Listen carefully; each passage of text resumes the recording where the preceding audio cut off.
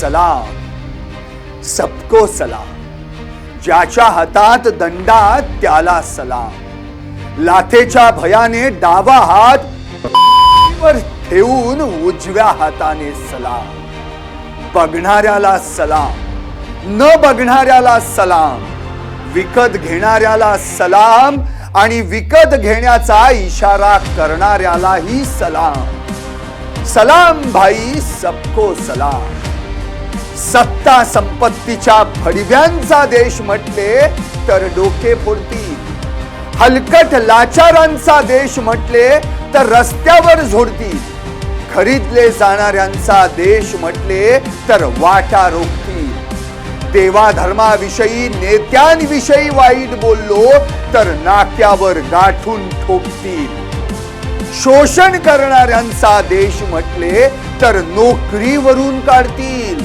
म्हणून आधी माझ्या नपुंसकत्वाला सलाम. म्हणून आधी माझ्या नपुंसकत्वाला सलाम आणि त्यानंतर अर्थातच या माझ्या परम पवित्र सुउदात्त सुमंगल देशाला सलाम. या महान देशाच्या महान परंपरेला सलाम. सलाम प्यारे भाइयों और बहनों, सबको सलाम. ही कविता आहे कविवर्य मंगेश पाडगावकरांची. कराडच्या अखिल भारतीय मराठी साहित्य संमेलनात 1975 मध्ये पाडगावकरांनी सादर केलेली हीच ती सलाम कविता. त्यांनी ही कविता सादर करून 50 वर्षे झाली, पण ती कविता आजही ताजी आहे. कारण काल दिल्लीत सीजेपीच्या आंदोलनात जे झालं, ओढत फरफटत नेलं, लाठीमार, अश्रुधूर, पाडगावकरांनी जे शब्दात लिहिलं होतं ते काल प्रत्यक्ष रस्त्यावर दिसलं. या आजच्या व्यवस्थेला सलाम करायचा की सवाल. नमस्कार, मी संदीप आणि तुम्ही पाहताय LS मराठी. सलाम हा काव्यसंग्रह 1975 नंतर आला. विषय काय होता तर सामाजिक राजकीय स्थिती आणि सर्वसामान्य माणसाचं दुःख. 1975 कराडच्या साहित्य संमेलनात जेव्हा पाडगावकरांनी ही कविता वाचली तेव्हा सभागृहात टाळ्यांचा कडकडाट झाला होता. कारण प्रत्येकाला वाटलं ही माझी गोष्ट आहे. 1980 साली भारत सरकारनं या कविता संग्रहाला साहित्य अकादमी पुरस्कार दिला. म्हणजे देशानं मान्य केलं की हो, ही आपली परिस्थिती आहे.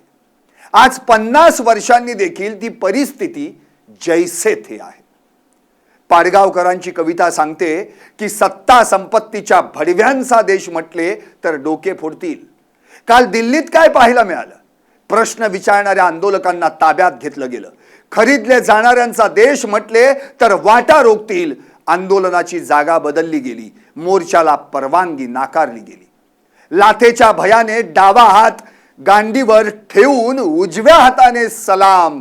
मारू नका म्हणून हात जोडणारे गयावया करणारी दृश्य काल सर्वांनी पाहिली. पाडगावकरांनी व्यंग केलं होतं. आज ते व्यंग राहिलं नाही, वास्तव बनलंय. म्हणूनच ही कविता 1980 साली पुरस्कार घेऊन गेली आणि आज 2026 मध्ये ट्रेंडिंग झाली. काय घडलं कालच्या आंदोलनात? शिक्षण, बेरोजगारी, पेपरफुटी या मुद्द्यांवरून शांततापूर्ण आंदोलन. पण पोलिसांचा दावा काय? परवानगी नव्हती तरीही आंदोलन केल्याचा पोलिसांचा दावा. मग आंदोलनकर्त्यांवर उगारला गेला कारवाईचा बडगा. ताब्यात घेतलं गेलं. लाठीचार्ज, अश्रुधूर, महिला आंदोलकांना ओढलं गेलं. अशी मन विचलित करणारी अनेक दृश्य काल साऱ्या देशानं पाहिली. अनेकांना ताब्यात घेतलं गेलं. पण प्रश्न मात्र अनुत्तरित. 1975 ते 2026 गेल्या 50 वर्षांमध्ये काय बदललं? 1975 मध्ये आणीबाणी होती, आवाज दाबला जात होता. 2026 मध्ये लोकशाही आहे, अभिव्यक्ती स्वातंत्र्याचं कलम 19 आहे. पण तरी आजही पाडगावकरांच्या सलाम कवितेतलं ते शेवटचं कडवं लागू पडतं. अनेक हात असते तर अनेक हातांनी केला असता सलाम. लेकिन माफ करना भाइयों, हात तर दोनच आणि त्यातला डावा लाथेच्या भयानं ठेवलेला म्हणून फक्त उजव्या हाताने सलाम. सलाम सबको सलाम, भाई और बहनों सबको सलाम. म्हणजे आजही भीती तशीच आहे. एकूणच काय तर 1980 ला साहित्य अकादमीने या कवितेला पुरस्कार दिला, कारण ती आरसा होती. आज 2026 मध्ये आपण काय करायचं? आरसाच फोडून टाकायचा की त्यात दिसणारं आपलं तोंड बघायचं? डावा हात लातेच्या भयाने वर ठेवायचा की व्यवस्थेला प्रश्न विचारायचा? आज आपण सलाम करायचा का सवाल? हाच माझा सवाल आहे. तुम्हाला काय वाटतं? व्हा व्यक्त आणि पाहत रहा LS मराठी.